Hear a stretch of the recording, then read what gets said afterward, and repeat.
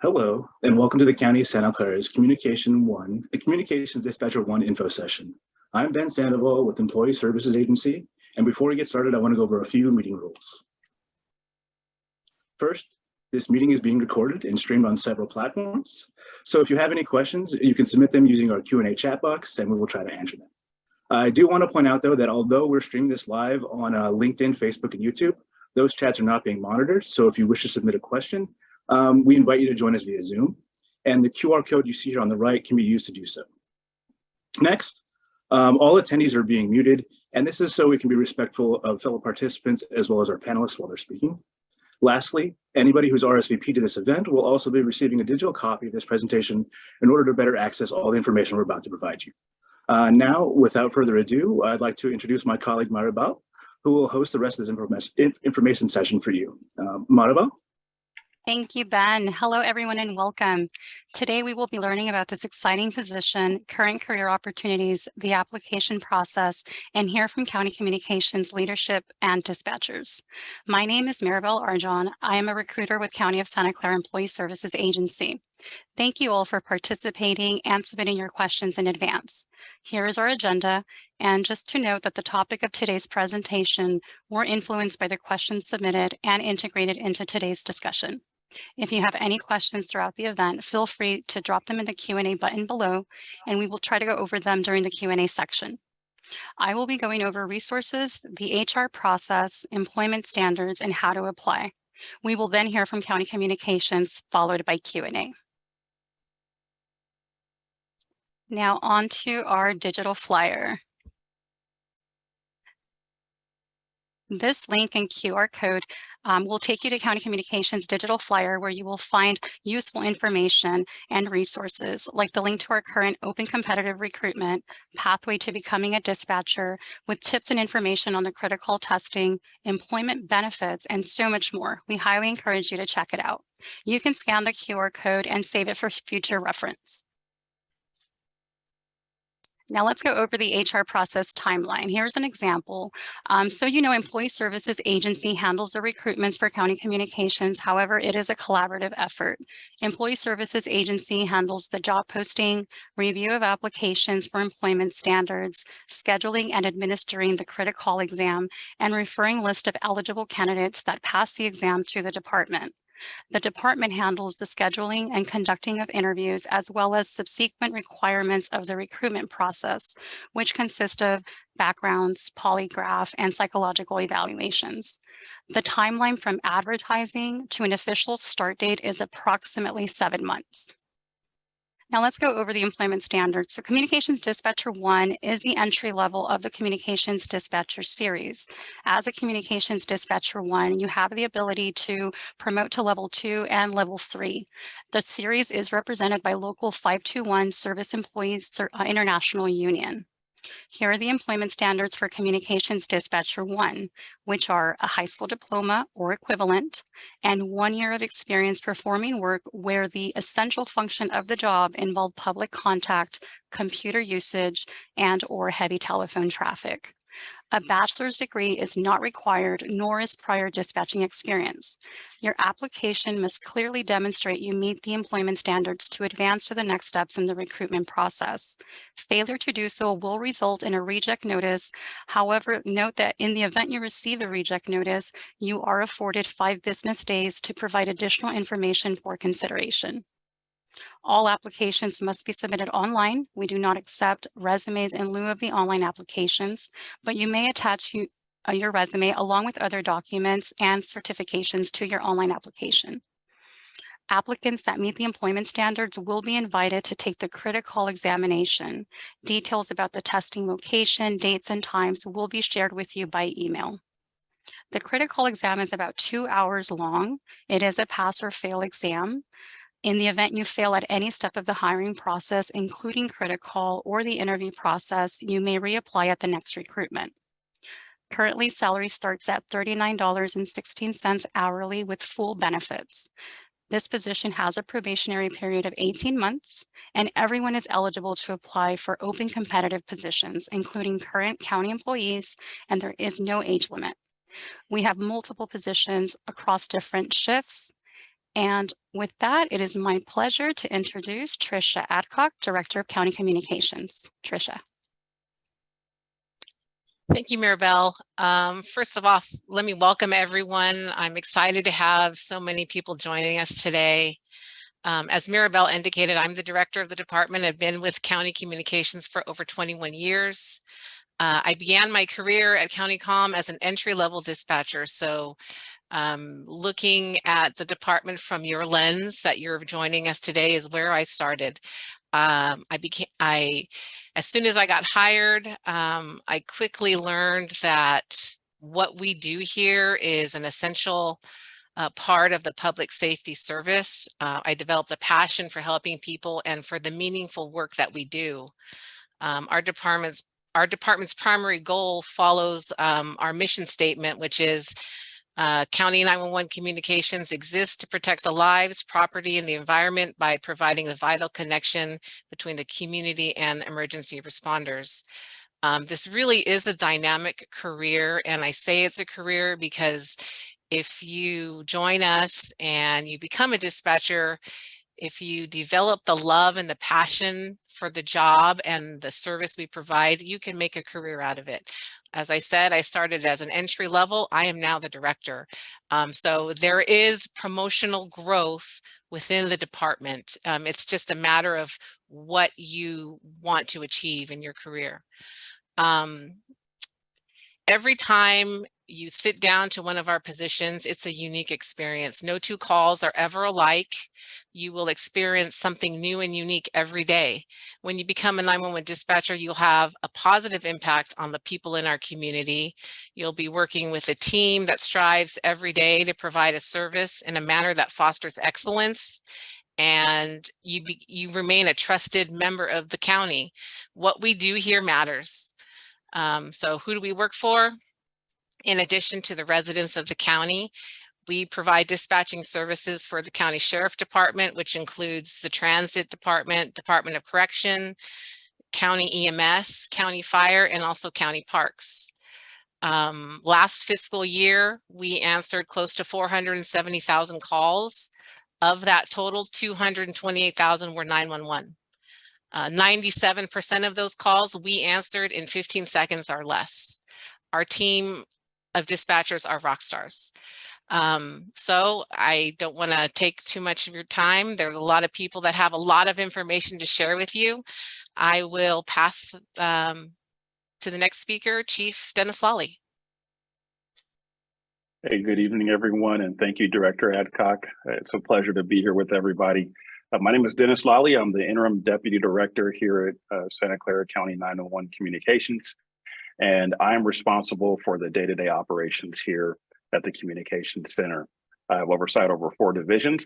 We have our Operations Division, Support Services, Business Services, and Technical Services.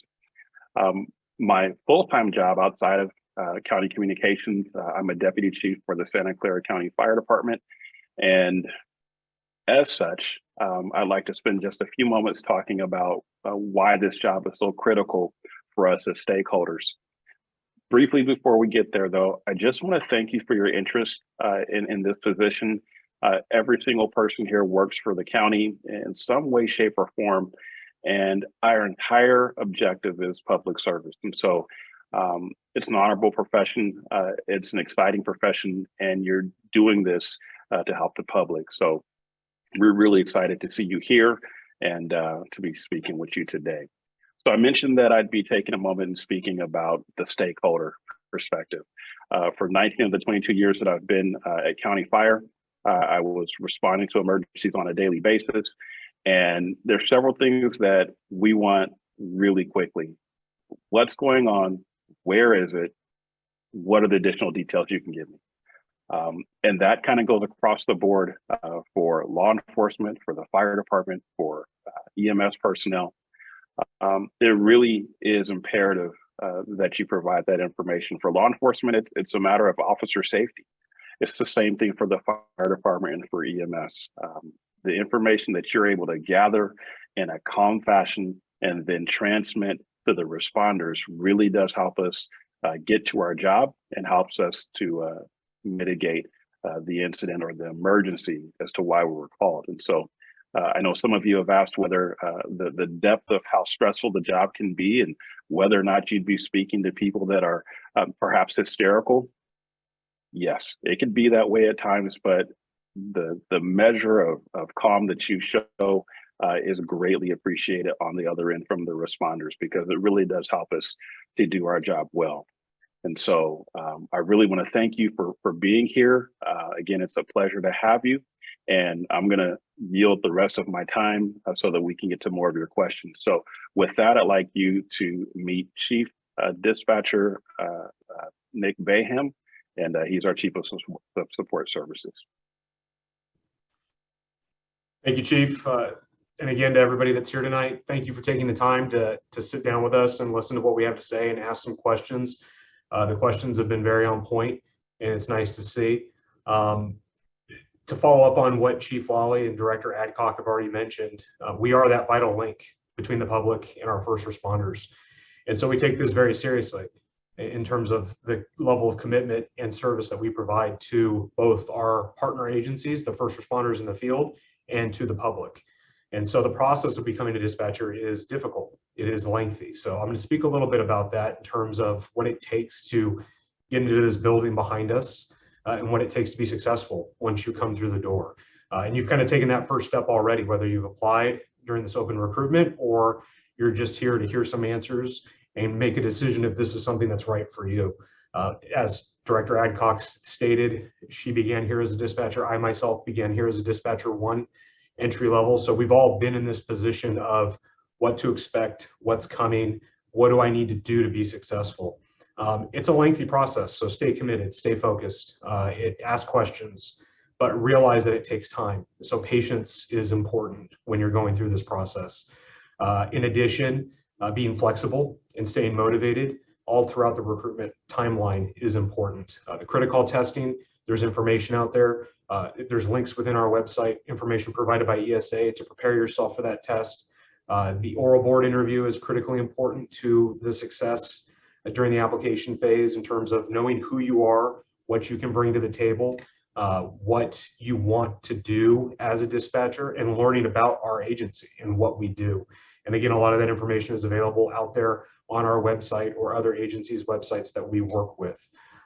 Furthermore, the background process is also lengthy. So it is a full law enforcement background. Our dispatchers are dispatching for the fire department, the county EMS agency, and the county sheriff's office. So they are exposed to a lot of privileged information.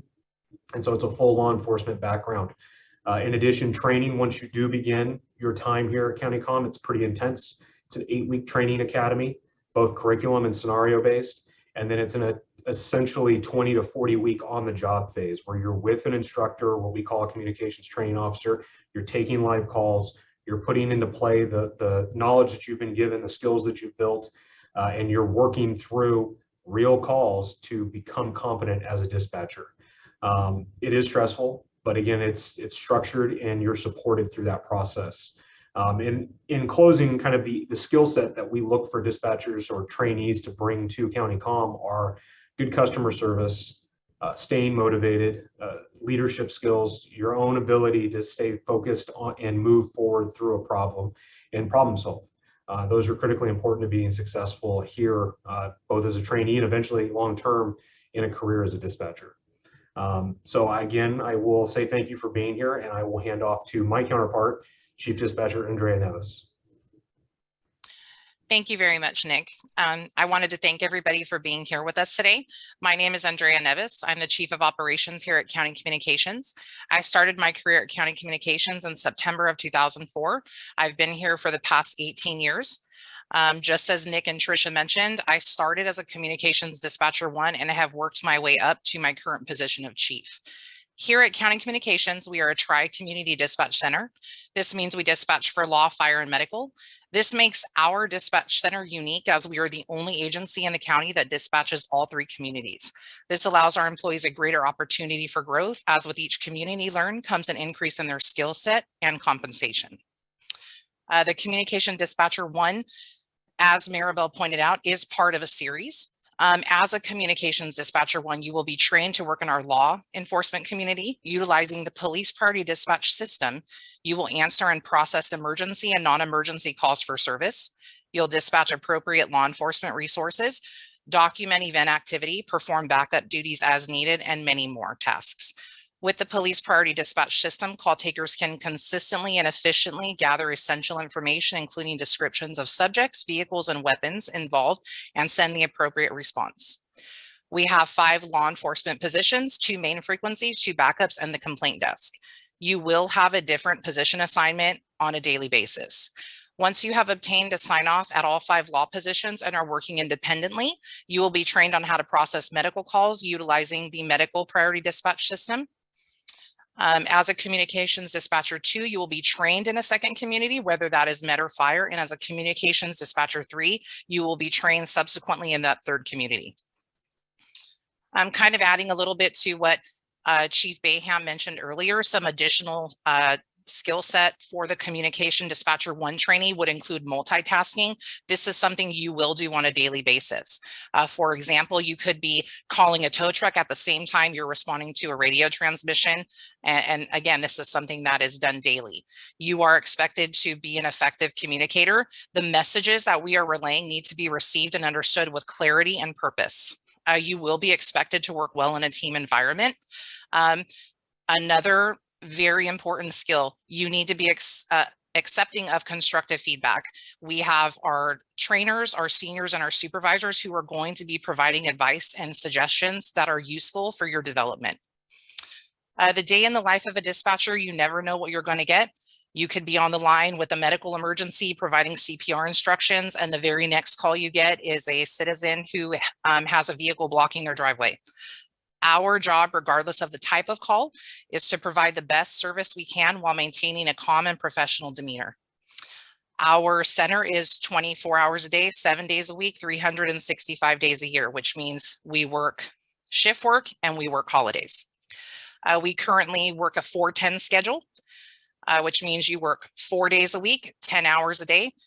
In addition to that, we do have 5 shifts with differing start and end times. We participate in an annual shift bid as well as an annual vacation bid. All employees, once off probation, participate in both the shift bid and vacation bid. Due to the sensitive nature of our work, we do not offer a remote work policy. The stress level can be very intense depending on what events are working in the control room. Typically, your entire shift will not be spent operating at an elevated stress level, but there are days where it will be busier than others. It is very important to have a support system and to either maintain or develop healthy ways of managing the stress related to this job. We, as a department, offer support for dealing with the stress, such as our critical incident stress management program. We offer an employee awareness program in addition to employee wellness. We are hoping to launch a peer support team very soon. And with that, I am very proud to introduce our next speaker, Mr. Derek Taylor. Thank you, Chief. Hi, everyone. My name is Derek Taylor. I've been with County Com for about a little under 2 years now. But prior to County Com, I was a firefighter and an EMT for about 3 or 4 years. What got me into County Com was I had friends and people who I knew through firefighting EMT who tried dispatching and they liked it, so I gave it a try, and it's been a great experience for me. I'm super happy and blessed to have gotten the advice I've gotten. So I'm going to go over just the process, the hiring process, the training portion. Like I said, I'm only been here for a little under 2 years, so I'm still deep in the training portion of it. First, after you apply, you're going to take the critic call. My advice for people who want something to do prior to getting the job, there's some preparation, is practice your typing. It's hard to really prepare for what it is we do in the dispatch center without actually being in the dispatch center. But if you can be confident and comfortable with your typing, it will make the transition a lot smoother. Once you get in the academy, we have a great academy staff with a bunch of experience. They're all extremely helpful. And once you're in academy, you'll get help every day, sharpening your skills and becoming a better dispatcher. And you will feel supported the second you get inside the building. After academy, you go out on the floor, and most people, it takes about a year before they get all of the 5 positions that Chief was talking about before. Throughout that year, you're going to go through multiple different trainers, and my suggestion is to lean on the people that you got help from in academy, your academy classmates, and then your trainers that you either are currently with or ones you've had prior. And everyone in the dispatch center is going to be super helpful. It's just the biggest learning curve is asking for help and being accepting of that constructive criticism. You need that to be able to develop. It's very hard to recreate an environment where you're talking to someone on the phone and they're having an actual emergency without actually being on the phone with someone who's having an actual emergency. So being aware that there's going to be a learning curve for you really helps with the stress level of it. I feel like, so I get a lot of questions, is the job what I expected? I didn't have a whole lot of expectations as I came in, but I expected it to be stressful and I expected it to be a lot of multitasking. It is definitely that you're gonna have to learn to cope with stress and being able to juggle multiple things. But there's a lot of people who will help you through the way. Everyone who has been in this profession started off where you are now, where they didn't know what they were doing. They didn't have a good grasp on it. And everyone in here is very, very understanding and will help you. So asking questions throughout this entire process is what I would say is the key to becoming successful. Next, I will be handing it off to one of our most well-respected dispatchers. And that is an understatement, not an overstatement. Shannon is the example of maximizing opportunities within this field. So next was Shannon. Thank you, Derek. That was very nice of you. My name is Shannon Polito. I have actually, as of next week, been with the county for 13 years. So I came in with a little bit of experience. I worked at a very small agency for 2 years before. And when I went away for the California Dispatch Academy, the then chief was there, then chief of Santa Clara County was there, and he spoke to everybody about working here at Santa Clara County Communications. And he just made it sound very exciting. And the agency I'd been with was so small and tiny that it was really boring. I was already done with that. So I wanted something exciting. So he basically sold it with, you're not paid for what you do 80% of the time, you're paid really well for the 20% when we need you to be at your best for everybody's emergency. So that has always stuck with me. I mean, 13 years later, I remember him saying it very distinctly. And I think that's extremely accurate. We can spend a day here and have nothing happen, and then everything happens at one time. So it's a matter of, we work very hard in our training process to prepare you for when everything happens at one time. In terms of what I enjoy the most, it's difficult. I love the job. I think it's incredibly impactful to be there for everybody's worst day, 5 minutes at a time. And then, but that can of course wear on dispatchers. So I've also developed a very strong commitment and passion for taking care of our dispatchers. So I have kind of a twofold, I love helping our public, but I also love helping those who are helping our public. And so that's been a significant drive, passion and goal of mine for sure. And I was asked what my favorite community is. I am a law girl all the way. So I love training in law, working in law, teaching and helping as much as I can in law. I can do medical and I can do fire, but if I have a choice, it will be law. And that's what's nice about being here, is that you have multiple options. You don't have to only be in one all the time once you've been upgraded into a dispatch 2 or 3. So it's great. You could spend half of your shift in law and half of your shift in fire, and you get a mix of everything, which is awesome. A little bit of everything. Again, it's unpredictable. You never know what you're going to get. So you at least are never in one place for so long that you become bored with it at all. And for me, I have gotten to branch out quite a bit. I get to teach in our academy, and I love doing that, teaching all of our baby dispatchers. So I would be teaching any of you who came in to our entry-level position. And then I am a trainer. I've been training for, I believe, 8 years now on the floor for trainees in law. And then I work with our tactical dispatch team. I've been certified in that.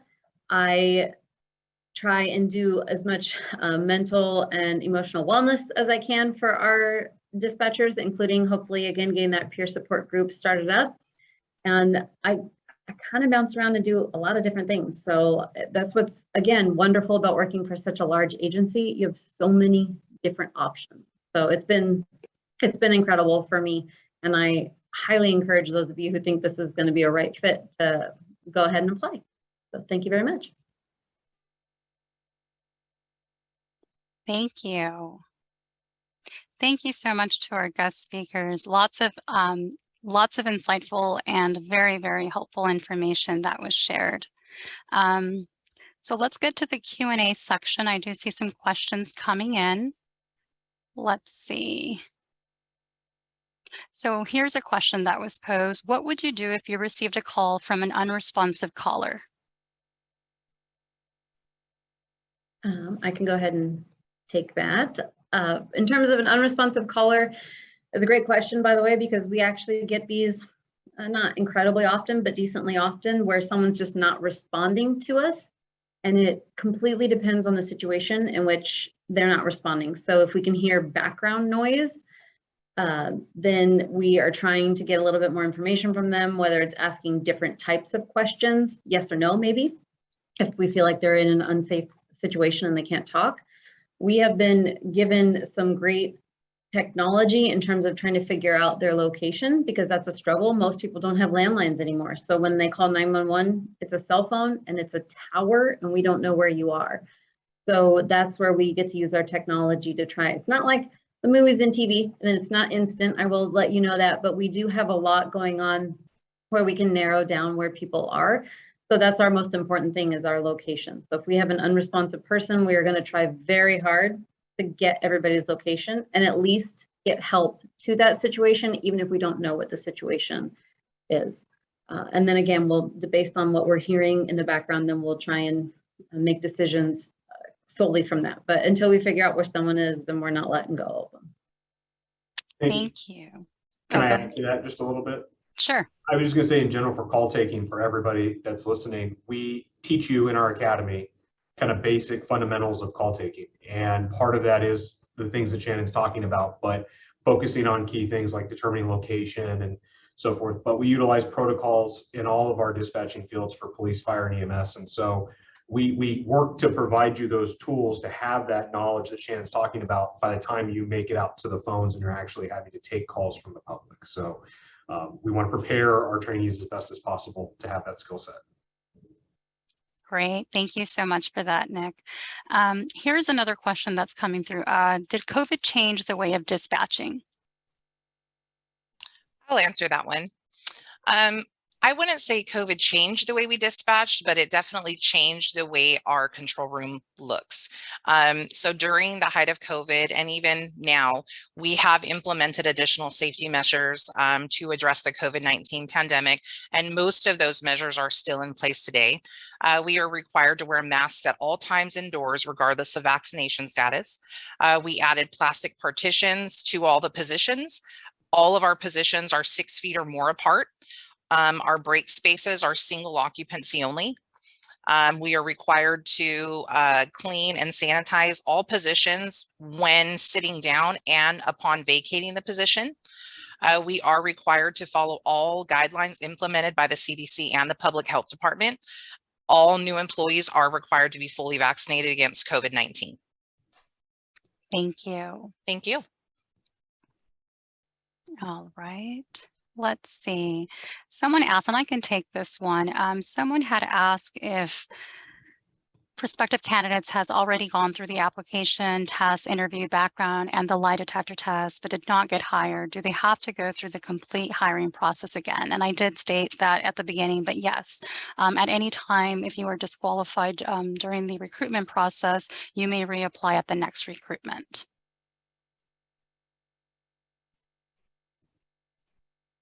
And let's see.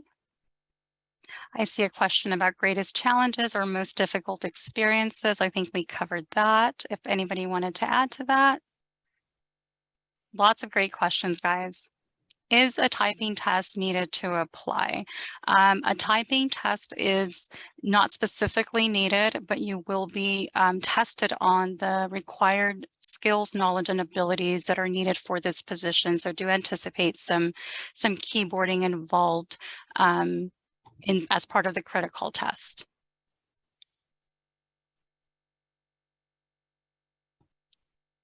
So someone also asked, let me answer this one, because the academy is offered by the county, is there any other schooling needed to apply? As we stated with the employment standards, the only schooling that is required to apply is a high school diploma or equivalency.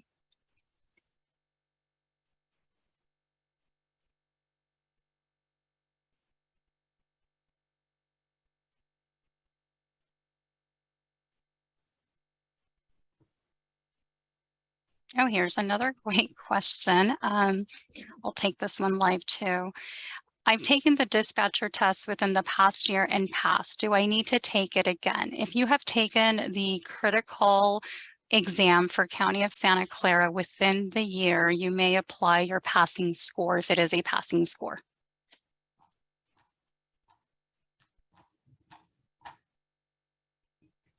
I think that is about all we have as far as time for Q&A. We can go back to the slides. I wanted to leave you all also with our contact information. Thank you for the great questions. I did want to leave you all with our contact information, which will be displayed shortly. This will give you not just ESA's, but also County Com's contact information, as well as our social media platforms. So be sure to follow us and stay connected. And let's see, with that, let's go to the next slide. And I just wanted to, as we wrap up our event, I wanted to thank our guest speakers and open it up to see if there's any parting words that our speakers would like to give to our viewers today before we wrap up.